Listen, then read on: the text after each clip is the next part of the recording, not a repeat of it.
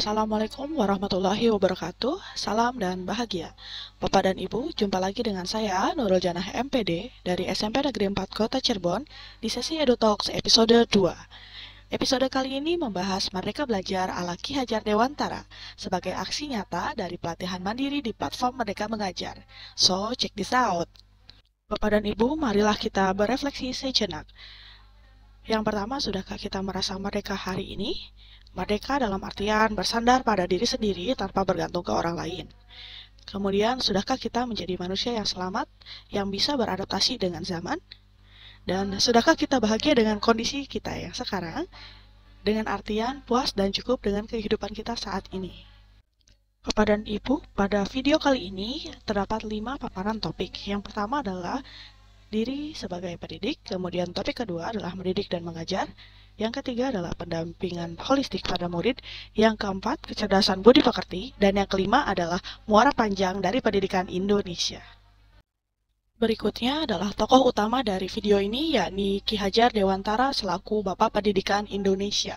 Beliau berkata bahwa pendidikan itu menuntun segala kekuatan kodrat yang ada pada anak-anak agar mereka dapat mencapai keselamatan dan kebahagiaan yang setinggi-tingginya, baik sebagai manusia maupun anggota masyarakat. Jadi titik beratnya adalah untuk menuntun kodrat agar selamat dan bahagia. Bapak dan Ibu, melihat diri kita sebagai pendidik berarti kita melihat diri kita sebagai manusia yang merdeka. Manusia yang punya kehendak atas dirinya sendiri. Nah, kehendak ini digunakan untuk terus belajar. Mengapa kita harus terus belajar? Karena kita mengajar dari generasi ke generasi, yang setiap generasinya itu berbeda cara belajarnya. Seperti contoh, saat ini, di mana teknologi berada dalam genggaman.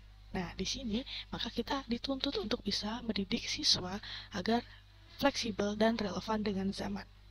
Dengan kata lain, kita sebagai pendidik, kita adalah penuntun para pathfinder atau penuntun para anak-anak yang masih mencari jalan hidupnya masing-masing.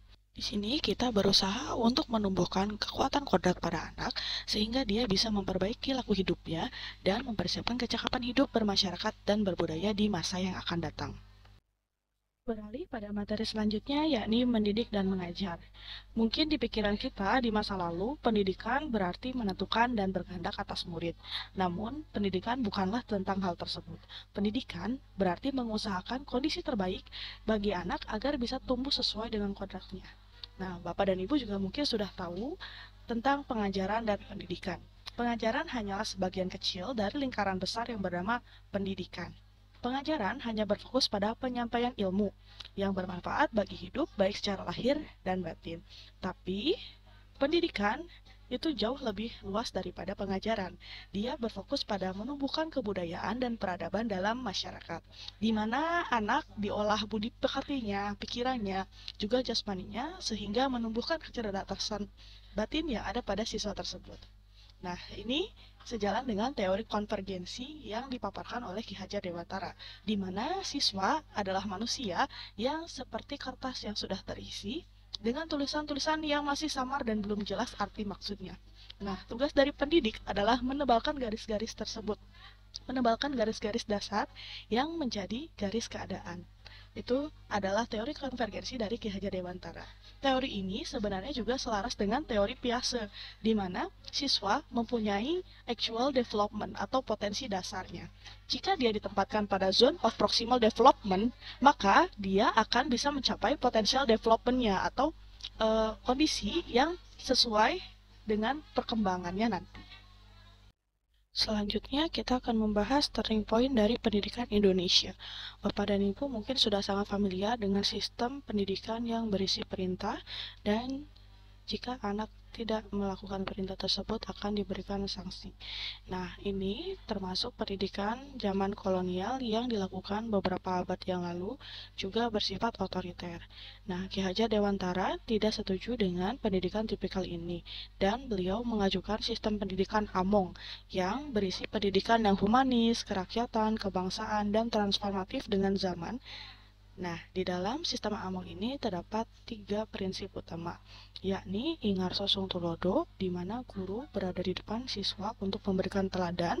Yang kedua adalah Ing Madio Mangunkarso, di mana guru berada di tengah-tengah siswa untuk menggugah semangat dan kemauan pada siswa. Dan yang terakhir adalah Tuturi Handayani, di mana guru berada di belakang siswa untuk memberikan dukungan moralnya.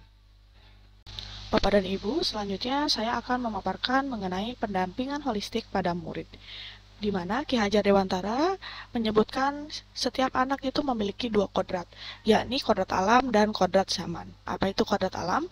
Kodrat alam di sini adalah sifat dan lingkungan yang dimiliki oleh si murid. Bisa jadi dia tinggal di perkotaan, di pedesaan, daerah wisata, pegunungan, pesisir, dan lain-lain. Nah, di sini kodrat alam dikaitkan dengan konteks pembelajaran. Misalnya saja, untuk siswa yang ada di pesisir, maka bisa mengaitkan tentang ekosistem pesisir di dalam pembelajaran. Kemudian ada kodrat zaman. Kodrat zaman di sini berisi isi dan irama. Apa itu isi? Isi adalah konten dari pembelajaran itu sendiri. Dan irama adalah bagaimana metode atau pengemasan dari pembelajaran tersebut. Nah, kodrat zaman ini menyesuaikan dengan kebutuhan zaman sehingga siswa bisa relate seperti itu. Dan ada tiga asas yang terkenal dicetuskan oleh Ki Hajar Dewantara, yakni adalah asas trikon. Yang pertama adalah konvergen, di mana pendidikan ini memiliki arah yang sama untuk kemanusiaan dan perdamaian. Kemudian, pendidikan harus bersifat kontinu atau melanjutkan budaya yang ada. Dan yang terakhir adalah konsentris. Konsentris di sini artinya menjadi diri sendiri dengan karakter dan kepribadian yang dimiliki oleh masing-masing individu. Nah, bagaimana jika ada pengaruh luar yang masuk ke dalam pembelajaran di Indonesia? Maka ini perlu disesuaikan dengan kearifan lokal. Nah, misal seperti ada 4C ya di sini. Jadi kita bisa menentukan berpikir kritis apakah dia cocok dengan kearifan lokal ataupun tidak. Seperti itu. Bapak dan Ibu, kita beralih pada pembahasan kecerdasan budi pekerti.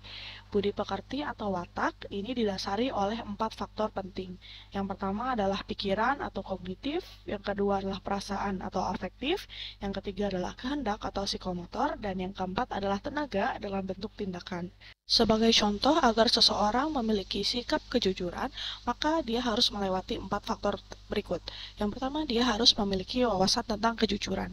Yang kedua, dia harus merasakan gelisah terlebih dahulu saat dia tidak jujur. Yang ketiga, dia harus memiliki tekad yang kuat untuk bisa bersikap jujur. Dan yang terakhir, dia melaksanakan kejujuran dalam kehidupannya sehari-hari.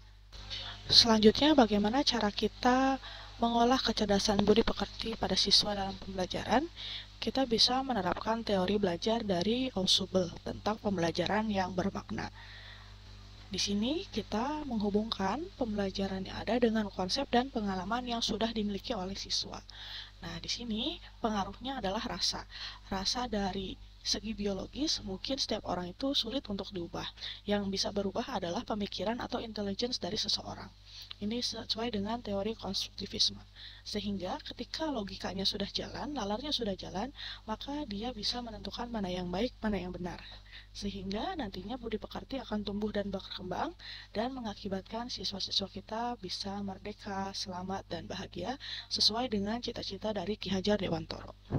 Bapak dan Ibu, mungkin 3 kata berikut bisa menyimpulkan arah dari pemikiran Ki Hajar Dewantara tentang muara panjang pendidikan Indonesia, yakni merdeka, selamat, dan bahagia. Merdeka artinya siswa mampu memerintah dan mengatur dirinya sendiri. Ini sesuai dengan teori belajar dari Marzano tentang self-regulation and habits of mind. Merdeka juga berarti berkehendak atas dirinya untuk penghidupan dan memelihara juga menjaga alam dan bangsanya. Kemudian selamat. Selamat di sini diartikan sebagai bisa mengaplikasikan ilmu dalam kehidupan sehari-hari, adaptif dan juga siap hidup dan berkontribusi sesuai zamannya. Bahagia artinya adalah utuh secara lahir dan batin, baik itu pikiran, rasa, kehendak, ini bersatu dengan naluri, tradisi, dan zaman. Juga bahagia berarti berdaya dan berbudi pekerti, bisa mengangkat derajat rakyat dan mewujudkan cita-cita yang mulia. Terima kasih sudah menonton video ini. Untuk pengembangan video selanjutnya, mohon berkenan memberikan komentar dan umpan balik pada link berikut bit.ly/khj_nuruljannah. Sampai jumpa di video selanjutnya. Salam dan bahagia. Assalamualaikum warahmatullahi wabarakatuh.